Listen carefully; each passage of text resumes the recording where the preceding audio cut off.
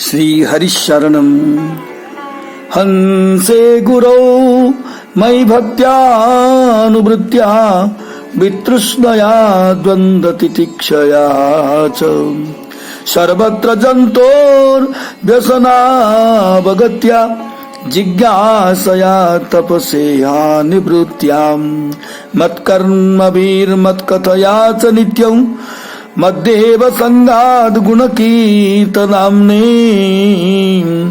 निर्वैरसाम्योपशमेन पुत्रा जिहासया देहगेहात्मबुद्धेः अध्यात्मयोगेन विविक्तसेवया प्राणेन्द्रियात्मा विजयेन सद्र्यकं सत्श्रद्धया ब्रह्मचर्येण सत्स्वद् असंप्रमादेन यमेन वाचाम् सर्वत्र मद्भाव विचक्षणेन ज्ञानेन विज्ञान विराजितेन योगेन धृत्युद्यम सत्वयुक्तो लिंगं व्यपोहेत् कुशलोहमाख्यम्।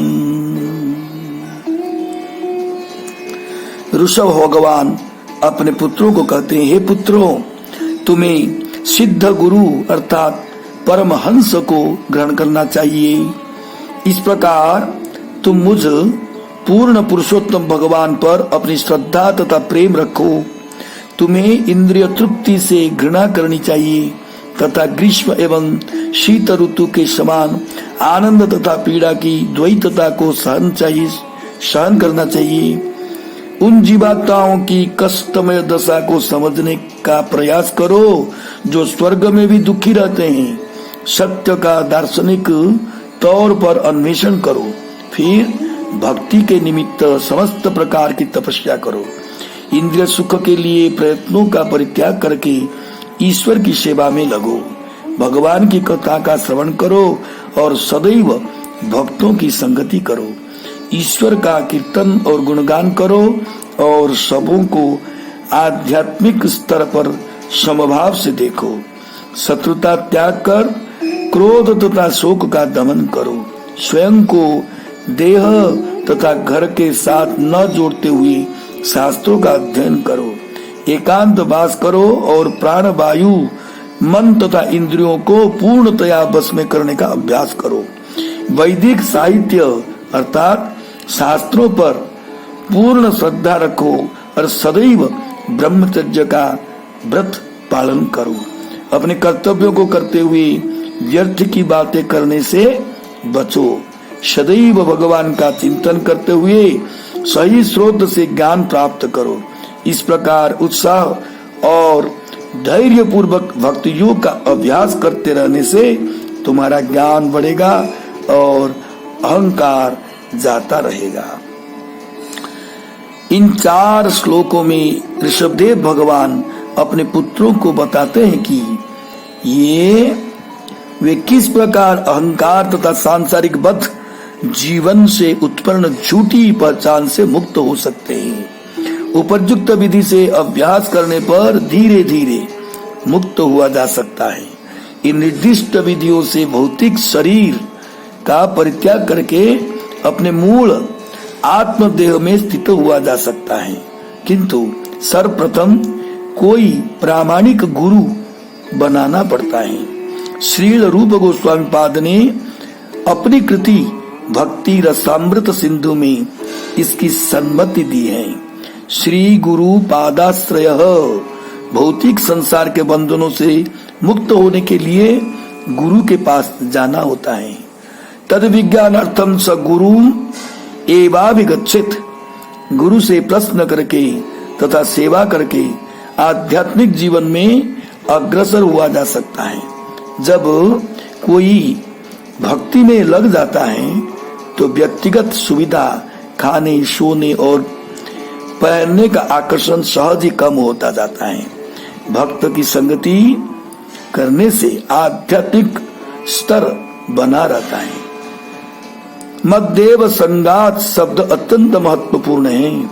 ऐसे अनेक तथाकथित धर्म हैं जिनमें विभिन्न देवताओं की पूजा की जाती है, किंतु यहाँ संगात का अर्थ ऐसी संगति है जो भगवान श्री कृष्ण को ही उपास्य अर्थात विग्रह रूप में स्वीकार करती है।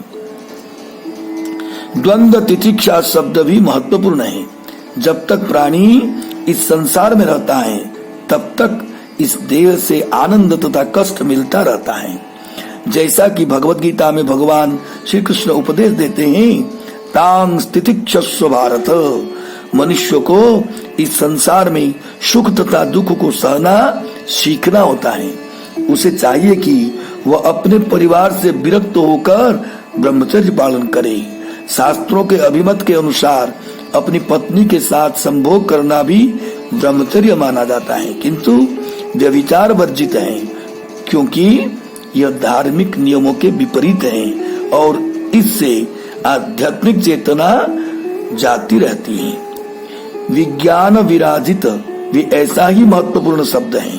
प्रत्येक कार्य वैज्ञानिक विधि से तथा विवेकपूर्ण रीति से किया जाना चाहिए।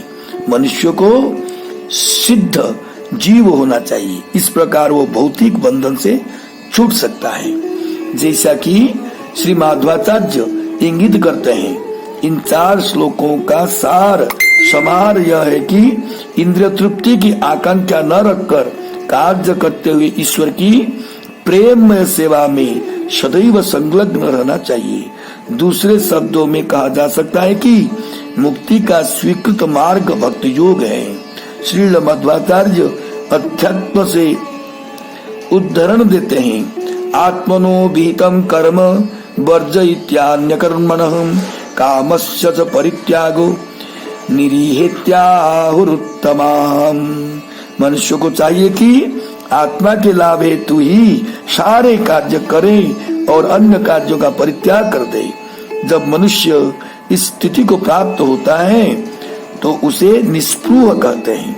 वास्तव में जीवात्मा कभी भी पूर्णतया निस्पृह नहीं हो सकता, किंतु जब वो आत्मा के अतिरिक्त अन्य किसी के हित का चिंतन नहीं करता तो निस्पृह कहलाता है। आध्यात्मिक ज्ञान विज्ञान समन्वितम है। ज्ञान तथा विज्ञान से पूर्णतया सज्जित होने पर मनुष्य पूर्ण होता है।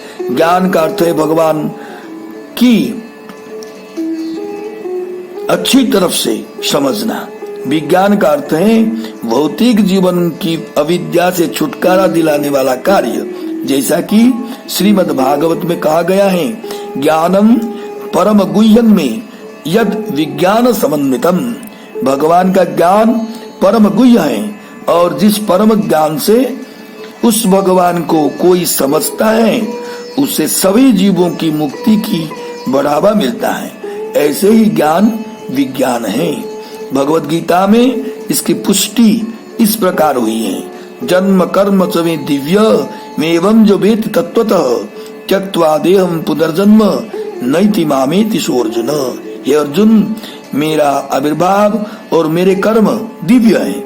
इस प्रकार जो मनुष्य जान लेता है वो देह को त्याग कर फिर इस भौतिक जगत में जन्म नहीं लेता, वरन मेरे सनातन धाम को प्राप्त होता है। जय श्री कृष्ण।